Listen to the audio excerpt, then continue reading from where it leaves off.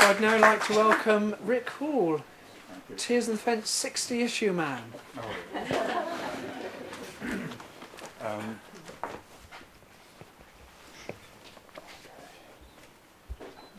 How to improve the next year's festival. Everybody will have put down heaters. Everybody but Richard, actually. Who's making...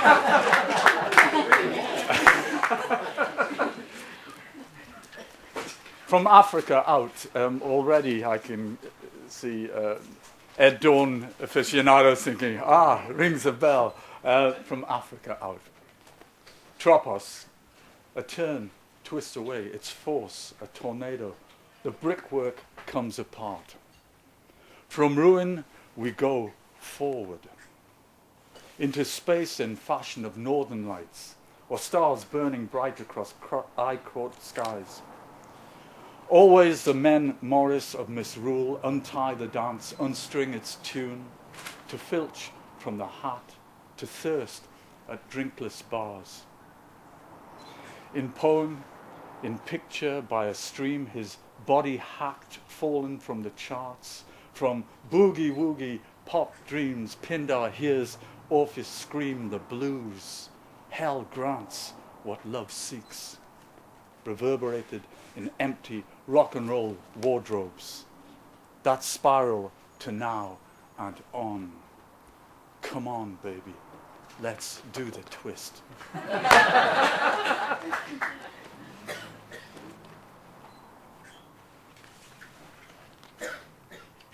At the back, there's a nice picture of Barry McSweeney, who several of us have talked about, and we obviously celebrate the fact that Barry's writing is increasingly being focused on, quite rightly. Left in the wilderness for many, many years, far too long, and obviously he's just mishandled as a young poet. And I think, the older poets amongst us should advise positively young poets to follow the true path, which is writing. That's what it's about. So, some of us were fortunate or not to be friendly with Barry. Depending on which way you want to look at that. It was always interesting. Always interesting. And he was a very generous man. Yeah. 5 devotions to Barry McSweeney. You, the rock in my head, reefed and white with waves bowed and stretched in homage, the unbroken hardness plugged to sea bed, residual and beachless, no cobles easy upon you. Too far out for harbour-softened herring gulls, your craggy outpost for petrels spent over swells. Storm and rage have this bird sent from you. There is little comfort in your being. In August, when orcas glide by, you are echo to their song, which has searched so long the hazardous shallows of milky seals and pups. Waters terrifying and urgent. You, the isle dividing the current, fast and slow, deep and shallow. In all this and a summer sky,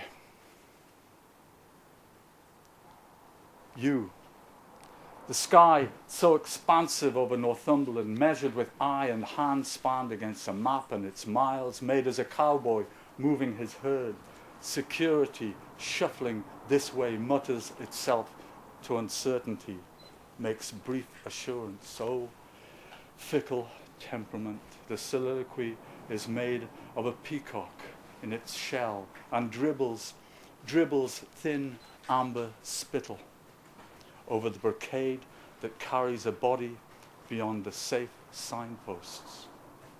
And everyone's mourning only another darkness lit with dandy clothes. Barry was quite a dandy dresser, sharp dresser. You say, Ben, I'll plot you, unreasonable, unsubdued. The grown-up child recognizes yesterday's uncomplicated self and loves it, cradles it in the word Ben. There is no disentanglement. The present dances into the indefinite night to carouse that wide open space, ready with trouble. So you go, making such a small wall of protection. Each pane has its collapsed bridge of bones beneath a landscape of skin. The unforgiving sun strikes another day, conjures vision bent in murmurs, and bedclothes like buttes. Emptiness makes sound a perfect prey. Endorphins give nothing away as a body is burned deeply by a rustler riding out the goodnight loving trail. Adventure blazes its path willfully as a hero makes history without historians sustaining a hunger or festered wound. This a man of northern winters made to melt. The first pain comes as a numb disbelief and blossoms like a meteor hit, separating the maverick from the herd. See how it tries to save itself in the iron of a new brand. Your mouth, trepanned, depressurizes thoughts. You wish to consult Mr. Apollinaire. You write nothing like him. Yours the longer breath-filling sails of syntax to discovery. Discovery of Sparty Lee, the Lonnon, your modern mythic mindscape, pearled by that Perigean star. You, always big enough to pick up a fallen branch, to helicopter, smashing the bully boys down.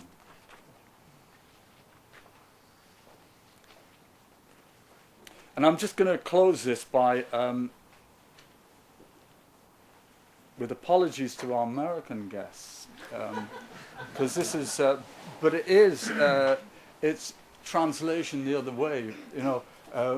Language coming from a region speaks more about the place than, well-delivered English will ever do. So this is from number 7 from 13 of Lindisfarne, and it's in local dialect. So here we go. A local tells this tale. Have a drink. A card neat palatic from the alehouse, here and there todded Davy Dando yam with a wrang word and Duncan Van I all the doors and fallen doon, swaying like a shuggy boat, a song writing his lips, never making much but a spitty gargle. And all the time the dark neat hit a great big warm, sluthering gigantic hour the foreshore till Davy met it face to face. Way man in his state. He thought it glamorous, thought his twinkly ear charm. Afar along, the two are back in the alehouse, arm in arm, clamouring for a drink, emptying it, pub and all.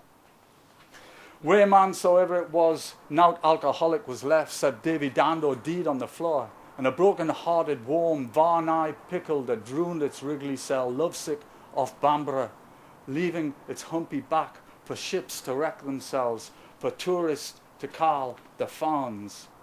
Thank you.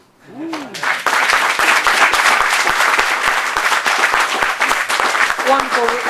Thank you very much.